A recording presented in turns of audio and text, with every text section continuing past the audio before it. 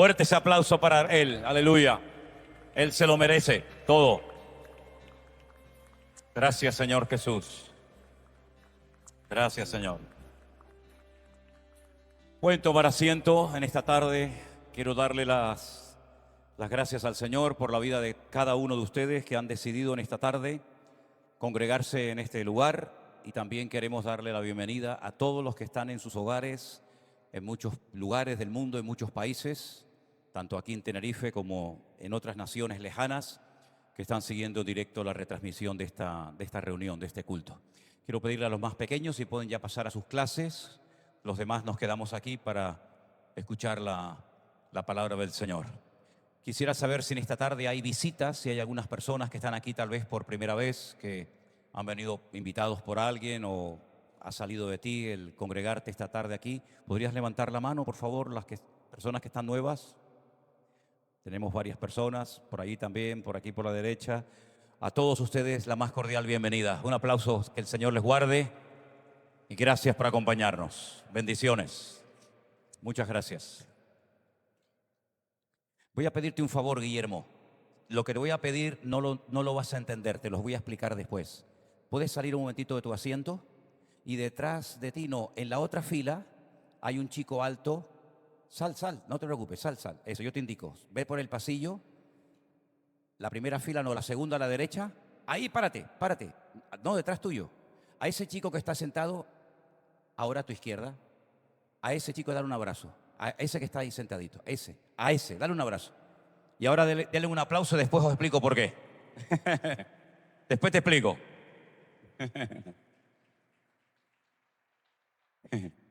Yo sé que es la primera vez que os veis y dirá, ¿qué le pasa a Manolo esta tarde? Tranquilo, no se me ha ido la olla, sé lo que estoy haciendo, ¿de acuerdo? Muy bien, hermanos. ¿Tan bien, tan tranquilos? Yo tengo un poquito de calor, pero bueno, fuera creo que hay más. No podemos bajar más la temperatura de los aires acondicionados porque si no salta la palanca.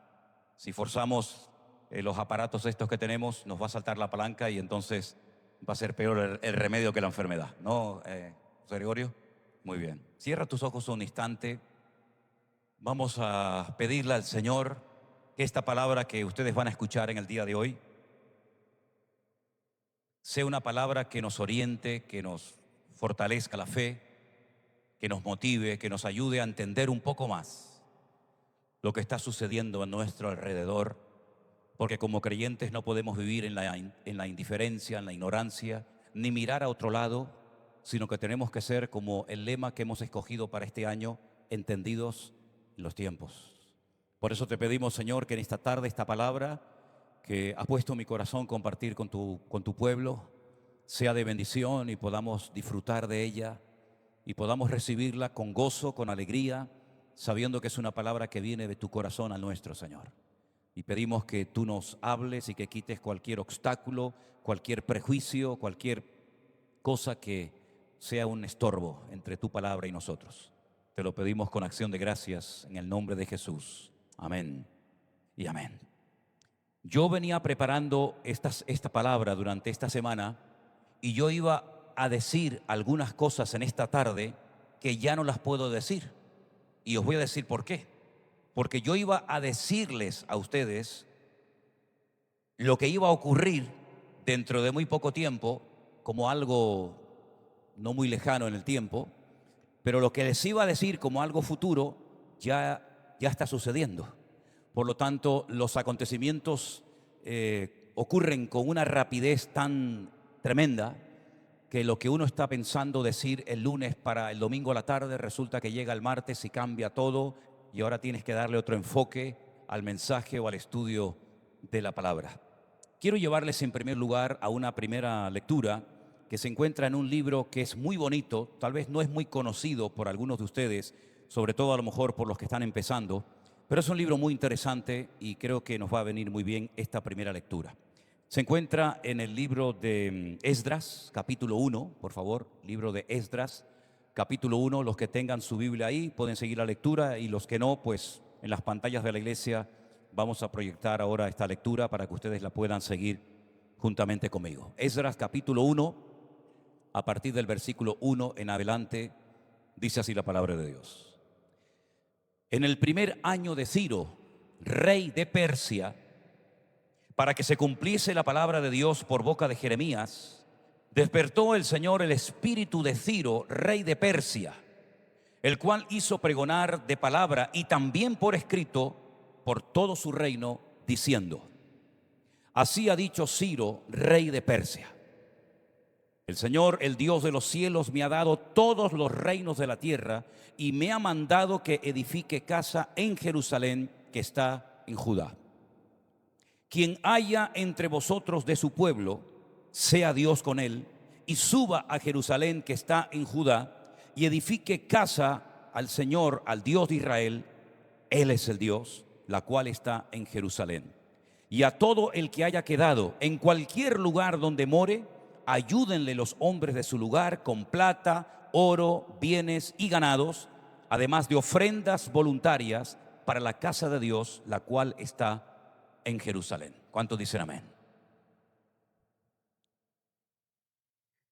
Este libro de Esdras es muy interesante porque nos habla acerca del retorno del cautiverio en Babilonia después de 70 largos años. Ahora, yo estoy a título personal estudiando un capítulo del libro de Levítico, que es el capítulo 25, donde hay una serie de leyes muy interesantes, y tengo que hacer referencia a una de esas leyes, a uno de esos mandamientos que se conoce como la Shemitah. No hay una palabra exacta que se pueda, digamos, traducir al castellano por esa palabra Shemitah, pero a grandes rasgos esta ley, este mandamiento consistía en que los agricultores en Israel cada 7 años tenían que dejar reposar la tierra. No podían sembrarla. Algunos se preguntarán, ¿y de qué vivía la gente si no sembraba? El Señor les había prometido que si cumplían esta ley, la cosecha del año anterior, es decir, la del sexto, sería tan abundante que duraría por 3 largos años. Esta ley del descanso de la tierra, está comprobado que si las naciones del mundo la pusieran en práctica, no comeríamos tanta basura como estamos comiendo. Que ya a veces la fruta ni sabe a fruta, ni las papas saben a papas, y no sabes realmente lo que estás comiendo, porque tiene tantos pesticidas y tiene tantos productos químicos que lamentablemente a veces lo que estamos comiendo, tanto a corto como a largo plazo, pues puede perjudicar seriamente nuestra salud. Pero si dejáramos descansar, como dice la Biblia, la tierra cada 7 años, la tierra se regeneraría y daría otra vez fruto en abundancia con mayor calidad. Desen cuenta que el sabor de las frutas, de las hortalizas, de las verduras que comemos nosotros hoy en día no tiene absolutamente nada que ver con la vitalidad que daban en los tiempos de la Biblia. En los tiempos de la Biblia todo lo que se comía tenía un sabor extraordinario y le proporcionaba al hombre tal energía que comiendo muchísimo menos cantidad que lo que se come hoy en día, la gente no solamente vivía mejor, sino que además vivía más. Ahora bien, durante los 490 años que el pueblo de Israel estuvo en la tierra prometida, cuando entran con Josué, ¿se acuerdan? Nunca cumplieron esta ley del reposo de la tierra, del Shabbatón. Es decir, hay un día de reposo a la semana, que es el día sábado, y tenía que haber cada 7 años un reposo para la tierra. Y eso iba a beneficiar mucho a la agricultura. Nunca, repito, en esos 490 años cumplieron con esta ley. Por lo tanto, si durante 490 años no cumplieron con esta ley del reposo de la tierra, ¿cuántos años le debían de obediencia al Señor, al dueño de la tierra? 70 años. Ustedes multiplican 70 por 7 y te da automáticamente la cifra de 490 años.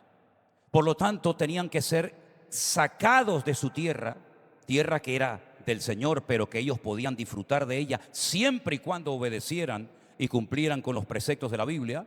Pero como no habían cumplido con esta ley, son sacados de su tierra las tribus del sur, Judá y Benjamín, y son llevadas al cautiverio en Babilonia. Porque en el año 586 antes de Cristo, recuerden esta fecha, 586 antes de Cristo, Nabucodonosor, rey de Babilonia, atacó Jerusalén y la destruyó. Se llevó los tesoros del templo a Babilonia. Miles de personas perdieron la vida, pero también miles de personas fueron llevadas al cautiverio en Babilonia. Y allí estuvieron 70 años. Y el salmo que se leía, o parte del Salmo 137 que se leía en esta tarde, habla del dolor, habla de la tristeza que sufrían los que estaban en el cautiverio. Cuando les decían, cantadnos algunas de esas canciones tan bonitas que ustedes cantaban cuando vivían en Sión o en Jerusalén. Y ellos respondían, ¿y cómo cantaremos cántico al Señor en tierra de extraños? Dice que colgaban sus arpas, colgaban sus instrumentos de música en los árboles y comenzaban a llorar, acordándose de la gloria pasada. Y decían aquello de Jerusalén, Jerusalén, si me olvidare de ti, que pierda mi diestra su destreza y mi lengua se pega a mi paladar. Ahora bien, 70 años después de esa tragedia nacional, donde muchos fueron llevados al cautiverio, y conocemos nombres de personas muy famosas que vivieron durante esos 70 años en el cautiverio en Babilonia. Por ejemplo, uno de ellos, Daniel. Otro de ellos, Azarías, Misael. Otro de ellos, Ezequiel. Entonces vemos que antes de ser llevados, antes de ser arrancados por la fuerza de su tierra, hubo en Jerusalén un profeta llamado Jeremías. Ahora, yo les voy a pedir un favor a todos ustedes en esta tarde. Yo sé que ustedes siempre, y es algo que a mí a veces me pone un poco nervioso, no mucho, pero un poco nervioso, es ver que a veces cuando yo predico hay un silencio en la sala impresionante. Y créame que a mí eso a veces me pone nervioso, porque no sé si es porque están prestando mucha atención, porque el tema es muy interesante, o porque la gente se quedó dormida. Entonces, hacedme el favor de prestar mucha atención, pero de vez en cuando, por ahí el que quiera, puede decir algún amén. Porque yo a veces con este montón de luces que tengo delante de mí, apenas veo los que están allá atrás, entonces digo, oye, ¿me habré quedado solo como en los días de la pandemia? Que prediqué a las sillas, o todavía estarán por ahí. Gracias que hoy están en las primeras filas algunas hermanas y hermanos para tener esa tranquilidad de que no me he quedado solo, ¿no? Ahora bien, Jeremías había dicho que cuando pasaran los 70 años del reposo de la tierra, el Señor los volvería a traer. Ahora, ¿cómo van a salir de Babilonia si Nabucodonosor los ha castigado, les ha roto las murallas, les ha destruido el templo, ha profanado el lugar santísimo, se ha llevado los tesoros a Babilonia? ¿Cómo ahora van a pensar ustedes que el mismo rey que ha hecho ese destrozo en el país les va a dar permiso para volver a su tierra? Es algo impensable, es una locura. Sin embargo, escuchen este dato, porque algunos de ustedes están hablando últimamente con mucha gente inconversa, o digamos con gente interesada en la Biblia o en el Señor. Y este dato que te voy a dar es espectacular. Espero que lo recuerden. Ellos estaban en Babilonia privados de libertad, no podían salir de allí. Pero Jeremías les había dicho que después de 70 años saldrían. ¿Pero cómo? Bueno, resulta que 150 años antes del nacimiento de este rey que hemos leído esta tarde, el rey Ciro de Persia, el Espíritu Santo inspiró al profeta Isaías para que escribiera estas palabras. Escúchenlas un momentito. Después les digo dónde estoy leyendo. Así ha dicho el Señor a su ungido, a Ciro, el cual tomé yo por su mano derecha para sujetar naciones delante de él y desatar lomos de reyes, para abrir delante de él puertas y las puertas no se cerrarán. Yo iré delante de ti y enderezaré los lugares torcidos. Y le da una profecía tremenda a un hombre que no existía en el momento en que Isaías escribe esto.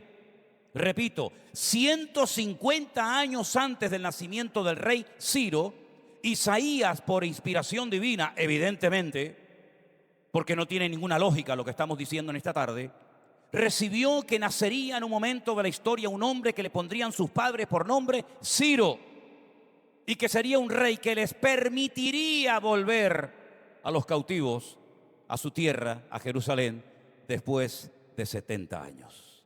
Para que veas cómo la Biblia se adelanta en el tiempo y en el espacio, y te da a ti una herramienta tremendamente poderosa, no para convencer a nadie de que la Biblia es la verdad y la palabra de Dios, pero por lo menos hacer pensar y recapacitar a la gente acerca de la credibilidad de la cual goza este libro. 70 años después del cautiverio volvieron. lógicamente, por sentido común, muchos de los que fueron a Babilonia murieron en Babilonia. Otros nacieron en Babilonia y no conocían nada de Israel, de Jerusalén, del templo ni nada. Pero el rey Ciro sintió en su corazón el deseo de construir en Jerusalén, no en cualquier parte del mundo, en Jerusalén, un templo, una casa al Dios de Abraham, de Isaac y de Jacob. ¿Y quién mejor que los judíos para construir ese templo? ¿Quién mejor que ellos para volver a su país, a su tierra, que lógicamente estaba hecha a pedazos, escombros, la tierra abandonada, etcétera, etcétera? Pero volvieron. Ahora, antes de ir a Jerusalén nuevamente, un profeta llamado Daniel, que yo lo considero el libro de Daniel, el Apocalipsis del Antiguo Testamento, tuvo un día un sueño. Y en ese sueño vio 4 animales. Yo sé que son muchos datos, pero yo sé que ustedes tienen una memoria tremenda. Y dentro de un mes les voy a preguntar todo esto y me lo va a decir de memoria, como yo te lo estoy diciendo de memoria en esta tarde, ¿vale? Él vio 4 animales. Dice que vio a un león, pero con alas. Y ese león, cuando el Señor le dice, mira, ese león, ¿sabes a quién representa? Al imperio en el cual estás viviendo ahora mismo, a Babilonia. Pero cuando este imperio se extinga, se levantará otro imperio que será el de los medos persas. Y dice que lo vio tipificado por la figura de un oso. Pero ese imperio también va a caer. Y se levantará un tercer imperio. Y ese tercer imperio será el imperio de los griegos, con Alejandro Magno a la cabeza. Y entonces dice que vio como un leopardo con 4 cabezas que representan los 4 generales de su ejército, que se iban a distribuir el territorio, el imperio de Alejandro Magno cuando éste muriera. Ptolomeo, Seleuco, Casandro y Lisimaco. ¿Lo pueden repetir? No, no hace falta. Esos 4 generales, cuando Alejandro Magno muere, dicen, vamos a repartirnos el imperio. ¿Y cómo podía saber Daniel que iba a haber un imperio que se iba a dividir en 4? Bueno, ahí ves lo poderosa que es la Biblia. Y un cuarto imperio que lo ve como una bestia con una cabeza con 10 cuernos, que hace un daño terrible a la humanidad, y fue el imperio del Nuevo Testamento, el imperio que estaba en la época de Jesús y de los apóstoles, que fue el imperio romano.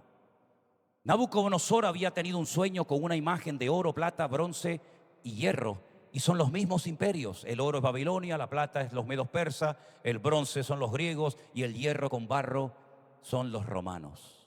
Cuando ellos vuelven a su tierra, vuelven financiados, escuchen bien esto, por el imperio de Persia. Ellos no tenían capacidad económica para reconstruir un país, una ciudad, unas murallas. Acabo de leer el libro de Nehemías, lo acabo de terminar de leer hace unos días. ¿Y saben el esfuerzo tan grande que se tuvo que realizar para construir una muralla, cerrar el perímetro de la ciudad de Jerusalén? Que, por cierto, las murallas de la época de Nehemías, todavía los restos se pueden ver en algunas partes de Jerusalén, y que eran mucho más grandes que las que están actualmente, que fueron construidas en el siglo XVI por Sulimán el Magnífico. Todo eso lo financió Ciro, el rey de Persia. Les dio dinero, les dio soldados, les dio plata, les dio oro, les dio madera, y construyeron el templo de Jerusalén, el segundo. Ahora bien, la Biblia nos enseña que este rey era el ungido de Dios. La palabra ungido es una palabra, tiene un término con unas connotaciones espirituales muy fuertes, porque es la palabra Mashiach.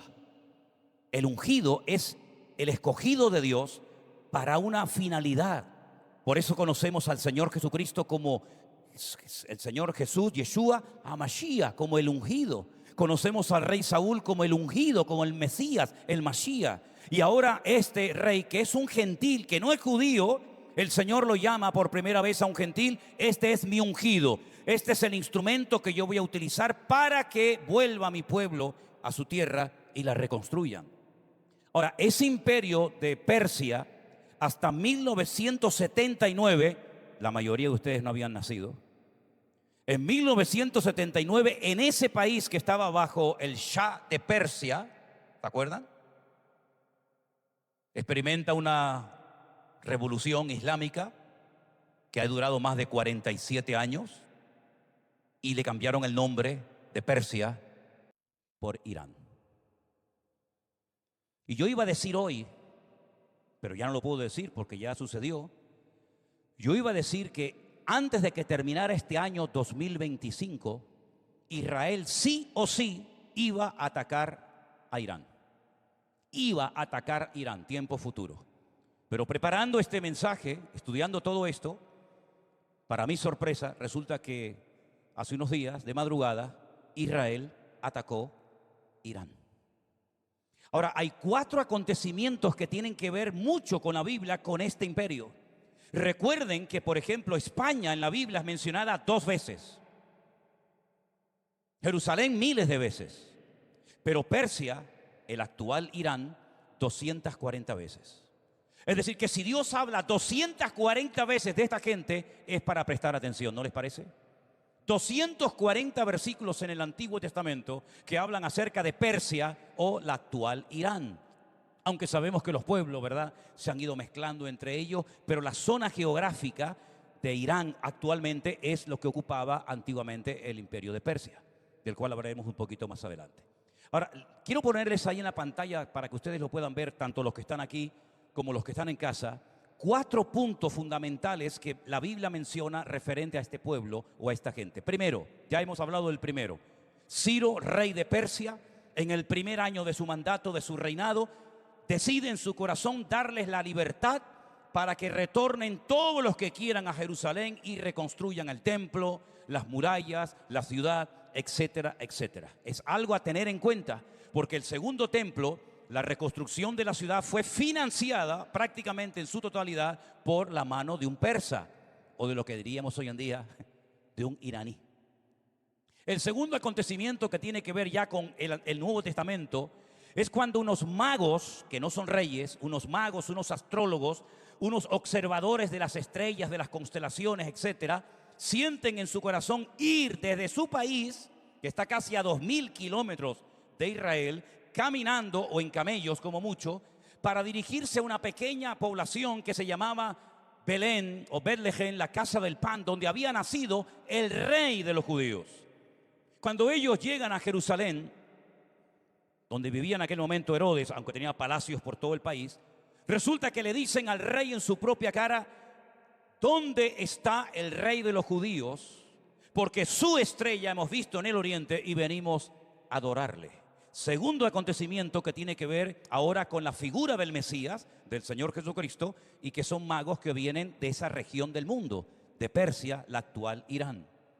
Si seguimos avanzando en las páginas del Nuevo Testamento, encontramos que en el día de Pentecostés, una fiesta que se celebraba 50 días después de la Pascua, es decir, de la muerte del Señor Jesucristo, hay un pequeño remanente de hombres y mujeres en una casa en Jerusalén, que en mi opinión personal no era una casa normal y corriente, sino que probablemente sería el mismísimo templo de Jerusalén, porque hablan del aposento, hablan de la casa alta, y la casa más alta de Jerusalén, sin lugar a dudas, era el templo de Jerusalén, que estaba en el monte Moriah.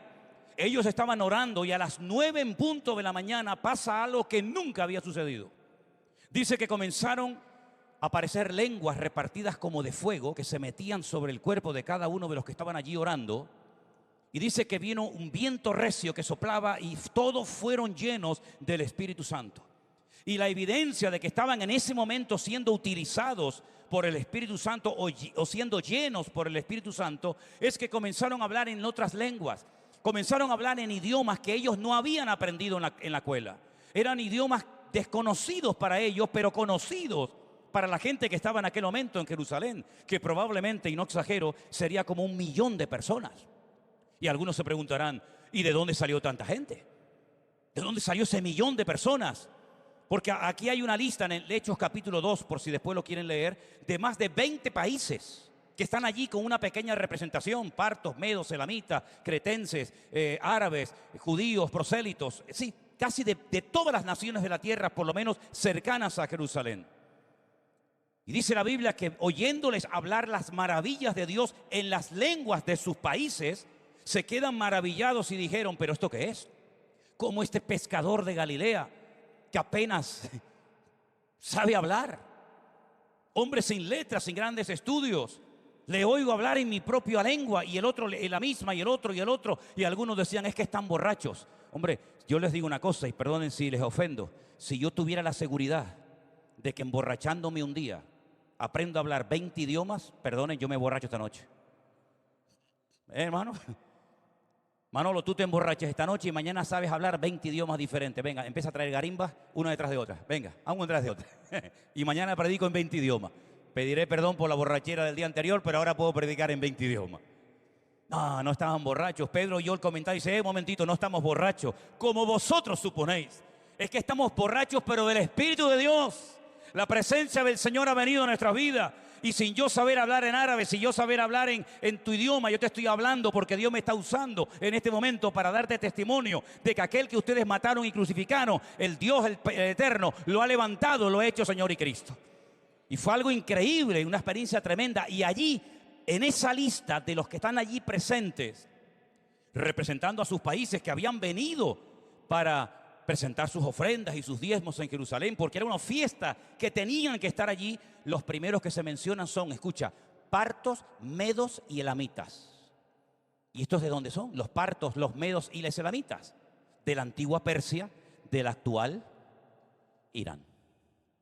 Es decir, que son los que financian el templo, son los primeros en adorar al niño, a Jesús, en aquel lugar, y son los primeros mencionados en la lista cuando reciben el Espíritu Santo, los 120 en el aposento alto, y estos van allí y les oyen, y curiosamente aparecen los iraníes o los persas. Es como si dijeran los andaluces, los madrileños y los catalanes, que todos son españoles todavía, ¿no? Pues allí estaban los partos, los medos y los elamitas. ¿Y estos de dónde son? Estos son de Persia. Allí están. Pero luego hay un cuarto acontecimiento, porque de los 4 de la lista, 3 se han cumplido. El cuarto todavía no. Y lo vamos a leer un momentito en Ezequiel capítulo 38, verso 5. Y tiene que ver con la guerra. Sí, hermanos, con la guerra. La Biblia dice que hay un tiempo para paz y un tiempo para la guerra. Un tiempo para reír y un tiempo para llorar. Un tiempo para nacer y un tiempo para morir. Y estamos en tiempo de guerra. Así de claro. Ezequiel 38 nos habla acerca de la invasión que experimentará Israel en los últimos tiempos. Y tienen todo el capítulo 38, todo el capítulo 39, las naciones que se van a unir para venir a pelear contra Israel, contra Jerusalén. Y hay una lista de naciones. En el capítulo 38, versículo 1 dice, vino a mí palabra de Dios diciendo, hijo de hombre, pon tu rostro contra Gog en tierra de Magog. Todo esto tiene una explicación, yo no tengo tiempo para explicar esto ahora, pero dice, este hombre es príncipe soberano de Mesec y Tubal. Profetízale a él y dile, así ha dicho Jehová el Señor. He aquí yo estoy contra ti, oh Gog, príncipe soberano de Mesec y Tubal, te quebrantaré y pondré garfios en tus quijadas y te sacaré a ti y a todo tu ejército, caballos, jinetes y todo equipados, gran multitud de paveses, escudos, teniendo ellos espadas. Y ahora menciona varias naciones como Persia, Cus y Fut con ellos. Hay naciones que hasta el día de hoy se llaman igual. Por ejemplo, Egipto nunca ha cambiado el nombre, siempre se ha llamado igual, Egipto. Siria siempre se ha llamado igual, Siria, fue antes, ahora y después. Pero Irán, hubo un momento en la historia que se conocía como Persia. Y Persia dice que en los últimos tiempos, en la famosa batalla de Armagedón, apoyará una confederación enorme de países que, viendo que ellos solos no pueden, se van a unir a otros con un fin en común, que es ir a Israel y atacarlo. Y la Biblia dice cuánto durará esa guerra, cuánta gente va a morir, cómo los van a enterrar, qué tipo de armas se van a utilizar. Y te estarás preguntando, pero ¿cómo puede la Biblia decir, hace miles de años, cuántas naciones, cuánta gente, cuánto tiempo se va a estar enterrando cadáveres, cuánto tiempo se va a estar quemando armamento al fuego? ¿Cómo puede decir la Biblia todo eso si no existía esta gente, no existían estas armas? Bueno, ahí te das cuenta de que la Biblia no es un libro normal y corriente, sino es la palabra de Dios. Y Dios, que es el único que conoce el futuro, cuando quiere, lo revela a sus siervos en su palabra, y es lo que estamos haciendo en esta tarde. ¿Cuántos dicen amén? Ahora bien, estamos en este momento, en un momento muy interesante de la historia y muy complicado. Anoche fueron destruidas en la ciudad o cercano a Tel Aviv 61 edificios. Eso nunca había pasado en Israel, nunca, jamás. Lo del 7 de octubre fue un pequeño botón de muestra de lo que ha ocurrido en estos últimos 2 días en estas últimas 48 horas. Estamos en contacto directo con hermanos, con amigos. Recuerden que una hermana de nuestra congregación, Canderina, está en este momento en Israel y ha estado más tiempo dentro de los refugios que fuera. Y esta mañana, muy temprano a la mañana, tengan en cuenta que en Israel ahora mismo son 2 horas más que aquí, me llamaba una hermana que nos sigue por internet, ya es una anciana, tiene más de 90 años. Su marido el año pasado nos dijo que tenía 98 años, por lo tanto ya están más cerca de los 100, o hace 2 años nos lo dijo. Ellos viven en la famosa y preciosa ciudad de Tiberias, junto al mar de Galilea, una casa espectacular en lo alto de la montaña, con unas vistas realmente espectaculares. Pero ella me llamaba, sobre todo, como me dice ella, mi lindo pastor. Nadie me llame así, por favor. Pero ella no me llama ni mi mujer así, imagínate llamarme tú así. Mi lindo pastor, mi querido pastor, por favor, dile a los hermanos que oren mucho por nosotros. Estamos muy asustados. Dice, estamos en el refugio. Yo le pregunté si tenían agua, comida. Dice, todo eso lo tenemos, no pasa nada. Pero esta mañana me levanté asustada porque sonaron las alarmas. Yo las acabo de apagar ahora porque estaban sonando hace un instante. Y no podía cerrar la ventana de hierro y tuve que llamar a la vecina porque son ventanas muy pesadas.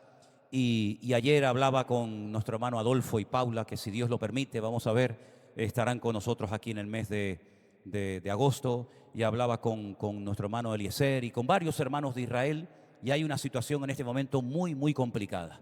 Yo hice una videollamada al conductor árabe que nosotros contratamos cuando vamos a Israel, y hablábamos desde el refugio. Me enseñó a los hermanos que estaban en el refugio, allí estaban cantando, estaban orando, estaban alabando al Señor, pero estaban en el refugio. Y hemos recibido imágenes de hermanos que están en refugios, que no pueden salir, etcétera, etcétera. No hay marcha atrás, mis queridos hermanos. Tengo un dato muy, muy importante que está basado en el capítulo que yo a título personal estoy estudiando, que aún no he compartido nada de eso. Simplemente les voy a pedir, si quieren, que lean por favor en cuanto puedan el capítulo 25 del libro de Levítico. El capítulo 25 del libro de Levítico, dentro de muchas cosas, nos dice lo siguiente: que cada 50 años, repito, cada 50 años, en el año de jubileo, se tenían que perdonar las deudas. Los esclavos tenían que ser puestos en libertad. De ahí viene también un poco la frase, Padre nuestro, perdona nuestras deudas como nosotros también perdonamos a nuestros deudores, ¿verdad? Y no solamente eso, sino que cada 50 años se perdonaban las deudas, se soltaban a los esclavos, era el año de jubileo, era un año de festividad, era un año de libertad. Y estuve investigando, y si quieren les doy el dato ahora mismo porque lo tengo por aquí. Estuve investigando cuándo se va a celebrar el próximo año de jubileo. Es decir, cuándo vendrá un año bíblicamente hablando especial, un año bíblicamente diferente, un año en el que vamos a ver cambios muy significativos en la economía, en la política, en el ambiente espiritual. Y curiosamente, investigando todo esto, todavía estoy a título personal viendo esto, será en el año 5788. Pero no del calendario nuestro, ¿eh? No del calendario nuestro. Sí, Manolo, si es en el 5700, Manolo, yo en el 5700 estoy con la carroza de oro dando paseos por la Nueva Jerusalén, ¿no? Que se revienten aquí abajo, que yo estoy allí con Abraham, con Isaac, ¿eh? No. Ese es en el calendario hebreo bíblico. ¿Lo quieren saber en el calendario nuestro? Entre septiembre y octubre del 2027. Qué curioso, ¿no? En el 2027 se volverá a celebrar el año de jubileo, que es el año más espectacular del año, que hace 50 años que no se celebra, 48 ahora mismo, y donde siempre se han producido cambios en todo, en lo político, en lo social, en lo espiritual, absolutamente en todo. Y yo creo que hasta el 2027 podemos aguantar, ¿no, hermano? Lo dijo el otro día don Peter, que él por lo menos hasta el 27 va a aguantar. ¿No lo oyeron? Hombre, si don Peter va a aguantar hasta el 27, yo no me lo pierdo, ¿eh? Aunque yo creo que no va a llegar ni a agosto, pero bueno, por si acaso, ¿no? Lo curioso de todo esto es que hay una profecía acerca de lo que le va a ocurrir a ese pueblo del cual estamos hablando en esta tarde. Sin lugar a dudas, este ataque preventivo era necesario. Y les voy a decir por qué. Porque hay muchos países en el mundo que tienen armas nucleares. Israel es uno de ellos, Francia, Estados Unidos, Pakistán, Rusia. Pero ningún país árabe tiene acceso a armas atómicas. Las armas atómicas, dijo Albert Einstein, si se usan en una tercera guerra mundial, la cuarta la tendríamos que pelear con piedras y con palos. Porque las secuelas que dejan en el agua, en el ambiente, en el aire, en todo, son secuelas que matan por 100, 200, 300 o más años. Solamente una bomba atómica puede matar en segundos a 2 millones de personas. En 3 segundos, 2 millones de personas, 3 millones de personas pueden morir en cuestión de segundos. Y hay un país que está obsesionado con la idea de destruir al pequeño territorio de Israel, donde no solamente viven judíos, sino es que viven nuestros hermanos en Cristo. Que ahí hay congregaciones, yo he predicado en Tel Aviv, he predicado en Askelon, he predicado en Beersheba. Es decir, ahí hay pastores, hay hermanos nuestros, hay jóvenes, hay niños, hay árabes cristianos. Ayer mataron una familia cristiana, sus 3 hijas, su esposa y el marido. Hay drusos, hay beduinos, hay muchas etnias en aquel lugar.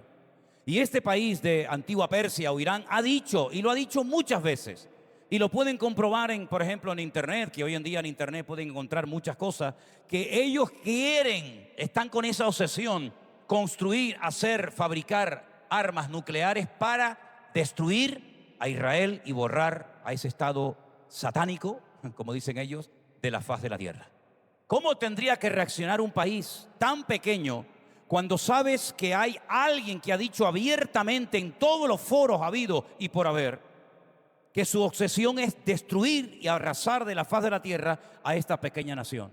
Pues se descubrió, hermanos queridos, que dentro de unos pocos días, máximo un par de semanas, estas 15 bombas atómicas estarían listas para ser lanzadas a Israel en cualquier momento. Por lo tanto, no había tiempo que perder. Ahora, esta semana ha ocurrido algo muy extraño y yo se lo quiero compartir rápidamente. En Israel, los religiosos, los ultraortodoxos, se niegan rotundamente a ir al ejército. El ejército en Israel es obligatorio para los varones y para las mujeres. 3 años unos, 2 años las otras. Los religiosos se niegan rotundamente a ir a aportar su apoyo, su grano de arena al ejército, como los que tuvimos que ir en su momento cuando era obligatorio. Tienen que ingresar ya 54,000 jóvenes religiosos que se niegan rotundamente a ir. Hay 2 grupos, hay 2 partidos políticos religiosos que apoyan al actual primer ministro de Israel, Benjamín Netanyahu. Y le dijeron que si seguía empeñado en que los jóvenes religiosos fueran al ejército, le quitaban su apoyo y automáticamente tenía que ir el país a elecciones y perdía la capacidad de gobernar. Cuando Milei, el presidente de Argentina, el otro día en el Parlamento, en el Knesset en Jerusalén, dio un discurso y puso a todo el mundo de acuerdo y todo el mundo, mira que es difícil que un argentino ponga a todo el mundo de acuerdo, ¿eh? Mira que es difícil, pero los puso, ¿eh? Todo el mundo se puso de pie, le aplaudió. La verdad es que el tío es un fenómeno. Yo, si no fuera creyente, terminaría los sermones o los discursos como él los termina. Pero no lo puedo decir. Pero las ganas sí me quedan. Bueno, el tema es que cuando termina su discurso y se marcha, empieza la votación para ver si el presidente o el primer ministro de Israel sigue o no sigue. Le faltó un pelo para perder la gobernabilidad de su país. Esa noche podía haberse producido un cambio significativo en la política de Israel, y nos guste o no, estemos de acuerdo o no, todo lo que allí pasa es como el ojo del huracán, nos afecta a todos para bien o para mal. Y esa noche milagrosamente se salvó por los pelos. En el último minuto, la votación salió que podía quedarse. La próxima, el próximo esfuerzo, la próxima, ¿cómo se llama? Lo que le hicieron a Rajoy, ¿cómo se llamó? La moción de censura, según la ley de Israel, no se puede llevar a cabo hasta dentro de 6 meses. Y yo dije, ya está, 6 meses es lo que la Biblia llama medio tiempo. Tiempos y la mitad de un tiempo. La mitad de un tiempo. La mitad de un tiempo son 6 meses. Si la Biblia habla de la mitad de un tiempo, Irán está a punto de construir las 15 bombas atómicas. En menos de 6 meses, Israel tiene que atacar a Irán sí o sí. Y yo pensaba en los próximos 6 meses, pero resulta que fue hace unos días de madrugada por la noche. Es decir, los acontecimientos están ocurriendo de una manera tan rápida que una de dos: o la Biblia es verdad, o aquí hay el cuento más grande de la historia y nos lo hemos creído todos. Yo estoy plenamente convencido de que estamos viviendo desde el año 2020, días de la pandemia, los tiempos más interesantes de la historia del pueblo de Dios. Las cosas que han ocurrido en estos últimos años han sido tan drásticas, han sido tan brutales y tan rápidas que estamos hablando hoy de una cosa y probablemente mañana estaremos hablando de otra. Los acontecimientos están llevando a cabo con una velocidad tan pasmosa que uno dice: Señor, ¿hay algún texto, hay alguna promesa, hay alguna palabra que nos venga como anillo al dedo a nosotros los cristianos hoy en día? Claro que lo hay, mi querido hermano. Por supuesto que lo hay. Y yo quiero compartir con ustedes este versículo que se encuentra en el último libro de la Biblia, el libro del Apocalipsis. Y es un mensaje que el Señor le dio a una iglesia, y nosotros como iglesia, como pueblo de Dios, nos sentimos 100% identificados con esta palabra que hoy vamos a compartir. Y dice así, Apocalipsis capítulo 3, mensaje del Señor a la iglesia de Filadelfia, versículo 8. Yo conozco tus obras. Ahora hazte a la idea de que el Señor te está hablando a ti personalmente, ¿vale? Aunque estamos en el culto, estamos en la iglesia, ahora Dios me está hablando a mí directamente y me dice: yo conozco lo que estás haciendo. Es decir, tus obras, tus actuaciones, yo las conozco. Yo he puesto delante de ti una puerta abierta, la cual nadie puede cerrar. ¿Cuál es la puerta que Dios ha abierto delante de tus narices? ¿Cuál es? Yo sé cuál es la que me abrió a mí, Lo tengo más claro que el agua. Yo sé las puertas que a mí el Señor me ha abierto. Y el Señor nos dice a nosotros: yo pongo delante de ti una puerta la cual nadie puede cerrar. Y aquí me siento 100% identificado con lo que a continuación voy a leer, si lo quieren leer conmigo. Porque aunque tienes poca fuerza, has guardado mi palabra y no has negado mi nombre. ¿Cuántos dicen amén? Tremendo. Fuertes aplausos al Señor. Aleluya. Gloria a Dios. Aunque tienes poca fuerza, bueno, algo tengo, ¿no? Pues dice poca, pero bueno, algo tengo, mejor que nada. Has guardado mi palabra, y a eso sí que puedo decir un fuerte amén yo, Yo he guardado la palabra de Dios y la he predicado los últimos 44 años de mi vida. No has negado mi nombre. Bueno, pues a esa gente, como tú y como yo, que nos sentimos 100% identificados con cada palabra del versículo 8, ahora nos da el Señor la promesa, y es la del versículo 10. Es impresionante. Por favor, pido que todos la lean conmigo. Y dice así: por cuanto has guardado la palabra de mi paciencia, yo también te guardaré de la hora de la prueba que ha de venir sobre el mundo entero, para probar a los que moran sobre la tierra. Bendito sea Dios. Esa es la promesa que hoy el Señor nos da. Aleluya. Primero nos dice el resultado, la consecuencia de haber guardado es cumplir, poner en práctica, obedecer mi palabra. El beneficio que va a traer a tu vida es que yo te voy a guardar, yo te voy a proteger, yo te voy a cuidar de la hora de la prueba que va a venir sobre el mundo entero, incluida España, por supuesto, incluido Europa. El mundo entero va a ser probado para probar a los que moran sobre la tierra. Y yo creo, queridos hermanos, que estamos ya en este tiempo. Yo creo sinceramente que la pandemia descubrió a más de uno, Descubrió iglesias, las que eran de verdad y las que no valían para nada. Yo sé que a lo mejor más de uno que ve esto y dice: uy, lo que está diciendo este hombre, a mí me da igual, ¿sabe? A mí me da igual. La pandemia descubrió a iglesias, descubrió a pastores, descubrió a vividores, descubrió a asalariados, descubrió quién estaba por dinero y quién estaba por amor a las ovejas. Lo descubrió, La pandemia sacó a la luz lo bueno y lo malo de todos. ¿Quién es capaz de aguantar? ¿Quién no era capaz de aguantar nada? ¿Quién estaba por esto? ¿Verdad? Por eso yo allá arriba en mi habitación donde yo vivía en aquellos años le dije: Señor, Señor, como si yo le estuviera dando consejo al Señor: Señor, ahora es un momento espectacular. Nunca en la historia nos había pasado esto. Cerrar la iglesia, cerrar los negocios, cerrar los hoteles, cerrar los aeropuertos, cerrar todo.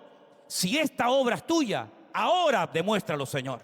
Y Dios lo demostró con creces. De tal manera que cuando muchos de ustedes volvieron después del confinamiento, entraron a la iglesia y ni la conocían. De todos los cambios internos y externos que se produjeron. Y esa onda expansiva, esa bendición que nos cayó en el 2020, todavía sigue actuando. Y una vez al mes, por lo menos ustedes pueden ver en estas pantallas cientos y cientos de hombres y mujeres, por no decir de miles, que han sido tocados y ganados por la palabra de Dios en muchas partes del mundo. En este momento recuerden que ahora mismo Anderson y Alberto están en Perú predicando la palabra.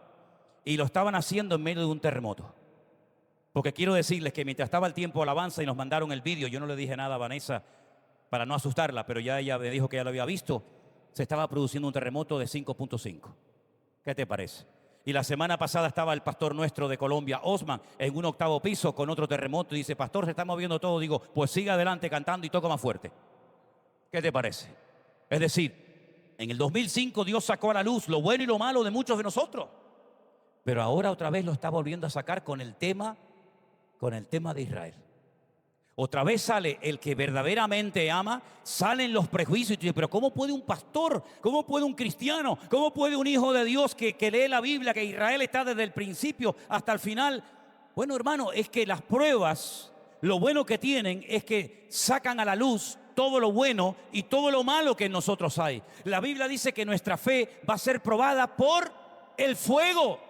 Y el fuego lo que hace es que saca la escoria y se puede limpiar y queda lo puro, queda lo limpio. ¿Y saben lo que estaba pensando hoy? Israel tiene una cosa que se llama la Kipá Barcel. Es como la cúpula de hierro que protege. No es 100% eficaz, pero bueno, si no tuviera eso, estaríamos hablando ahora de millones de muertos, ¿no? Pero bueno, entran los misiles, se intersectan, algunos lamentablemente caen, otros no caen, y bueno, y esa cúpula de hierro ha protegido a millones de personas, creyentes, no creyentes y todos los que viven allí. Pero estaba pensando, cúpula de hierro, cúpula de hierro. ¿Ustedes se acuerdan de las tablas que estudiábamos, los símbolos químicos? ¿Se acuerdan aquellas tablas o no? ¿Cuál es el símbolo químico del hierro? ¿Y Fe cómo se pronuncia? Fe. La fe es la que ha vencido al mundo y la fe en Jesucristo y en su palabra es la que nos va a salvar de la hora de prueba que viene sobre todas las naciones de la tierra. Nuestra fe nos va a salvar en el nombre de Jesús. Fuerte ese aplauso al Señor. ¡Aleluya! ¡Y a su nombre! ¡Y a su nombre! ¡Gloria a Dios! ¡Gloria a Dios! Caerán a tu lado 1000 y 10.000 a tu diestra, mas a ti no llegará. Y si nos llega, para mí el vivir es Cristo. Así que ya sea que muramos o vivamos, somos del Señor.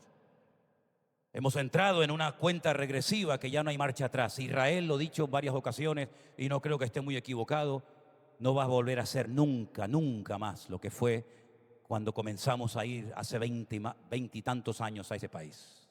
Todo ha cambiado. El Medio Oriente ha cambiado, la política, la economía, la reacción de los estudiantes en las universidades, todo ha cambiado. El mundo se ha vuelto loco. Todo está patas arriba. Miren incluso los Estados Unidos, deportando a gente que fue, no digo todos, pero la mayoría fueron a trabajar, a buscar un futuro para sus hijos, abuelos, tíos, primos, sobrinos, padres, madres, siendo deportados como si fueran en algunos casos como criminales, ¿verdad?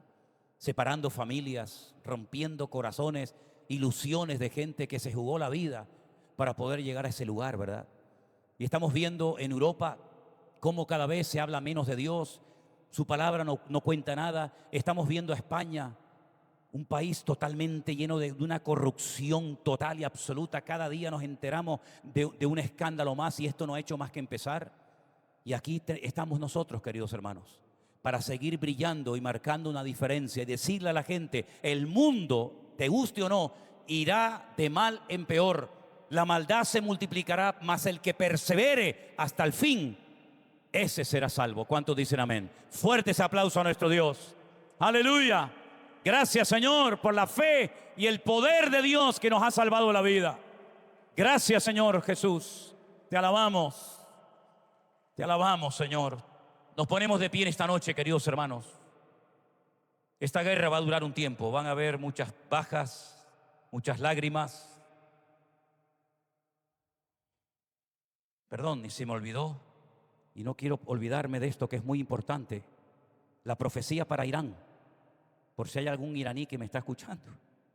Jeremías 49, mira qué profecía impresionante. Aún no se ha cumplido, pero esto es el periódico de mañana, escucha bien. Jeremías 49, palabra de Dios que vino al profeta Jeremías acerca de Elam, pero no Elam este. ¿Tú eres con M o con N? N, esta con L, esta con M. Profecía que viene, ¿de dónde eran los partos medos y elamitas? De Irán, de Persia. Esta profecía es para ellos. Palabra de Dios que vino al profeta Jeremías acerca de Irán, de Elam, en el principio del reinado de Sedequías, rey de Judá, y le dijo: así dicho Jehová de los ejércitos, he aquí que yo quiebro el arco que era un arma de guerra tremenda, lo voy a quebrar. Te voy a romper tu poder, Irán, te lo voy a romper. La parte principal de tu fortaleza, ¿cuál es la parte principal de la fortaleza de Irán? El gas y el petróleo. Te la voy a quebrar. Lo está diciendo el Señor, claro, con términos bíblicos. Voy a romper tu fortaleza. Número 1, de exportaciones de gas del mundo, Irán. Cuarto país productor de petróleo en el mundo, Irán. Te voy a quebrar tu poder. Traeré sobre Irán de los 4 vientos, de los 4 puntos del cielo, los aventaré a todos estos vientos y no habrá nación a donde no vayan fugitivos de Elam. Miren las imágenes de hoy. Miles y miles y miles de personas huyendo con sus coches, con sus bicicletas, con sus motos, saliendo de Teherán, capital de Irán, a otras naciones. Dice aquí, no habrá nación, escuchen bien, no habrá nación donde no haya fugitivos de Irán. Haré que Elam se intimide delante de sus enemigos y delante de los que buscan su vida. Traeré sobre ellos mal y el ardor de mi ira, dice el Señor. Enviaré sobre ellos espada hasta que los acabe. Y pondré mi trono en Elam, es decir, la presencia del Señor se manifestará allí, porque allá hay miles y miles de hermanos nuestros que jugándose la vida han mantenido su fidelidad y su testimonio al Señor. Yo allí pondré mi trono en Elam, destruiré a su rey. Ya saben quién es el rey, ya saben quién es el perverso que domina esa nación. Tenía más libertad religiosa Persia hace 2500 años que hoy por hoy. Y a su príncipe, es decir, a sus herederos fuera. Hoy huían como ratas todos los altos mandos del ejército y los políticos huyendo en sus coches y tomando sus aviones privados para huir, lo dice la Biblia.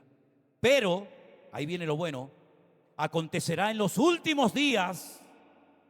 ¿Estamos en los últimos días, sí o no?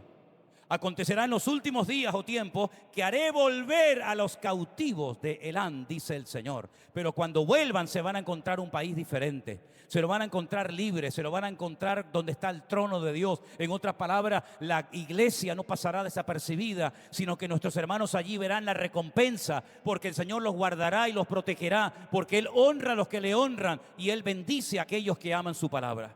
Por lo tanto, mis queridos hermanos, ¿qué nos queda hacer? A nosotros que no nos atacan, a nosotros que no nos persiguen, a nosotros que no nos interrumpen los cultos, ¿qué nos queda hacer? Orar, orar, orar, orar, clamar de noche y de día. Te despierta, venga a orar. Te entra sueño, venga a dormir. Te despierta otra vez a orar.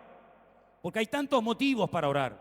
Que si Israel, que si los palestinos, que si el norte, que si el sur, que si España. Hay tantos millones de motivos para orar que no hay tiempo que perder. No hay tiempo para deprimirse, desanimarse o amargarse o quejarse. Es tiempo de acción, es tiempo de hablar y no callar. Háblale a tu padre, a tu madre, a tu vecino, a tu compañero de trabajo, a tu antigua pareja, al que odiabas. Vete y abrázalo y dile: vengo a hablarte del amor de Cristo que me ha cambiado la vida. Porque se acortan los tiempos, mis queridos hermanos. Cristo viene pronto, la trompeta casi ya está sonando. Y la palabra del Señor nos dice que es tiempo de despertarnos del sueño y nos alumbrará Cristo. Gracias, Padre, por tu palabra. Gracias porque tú nos adviertes con siglos y siglos de antelación de los acontecimientos finales. Gracias porque nos has permitido llegar a este punto de la historia y ver cómo tu palabra, la Biblia, se cumple. No hay horóscopo, no hay carta astral, no hay mago, astrólogo, adivino que sea capaz de decir lo que tu palabra dice, porque tu palabra permanecerá en el tiempo. Tu palabra, Señor, nada ni nadie la podrá destruir. Y vemos que tu palabra sigue tocando, sigue confortando corazones, sigue rompiendo cadenas, sigue libertando a los cautivos y sigue dando vista a los ciegos. Señor, ayúdanos a mantenernos como pueblo de Dios firme, sin movernos de tu palabra, caminando en victoria, sin perder el tiempo, sino todo lo contrario. Danos de tu fuerza, danos de tu gracia, danos de tu poder cada día más y más, para que podamos ahora más que nunca hablar de las virtudes de aquel que nos llamó de las tinieblas a su luz admirable. Gracias porque te conocimos cuando llegó el momento.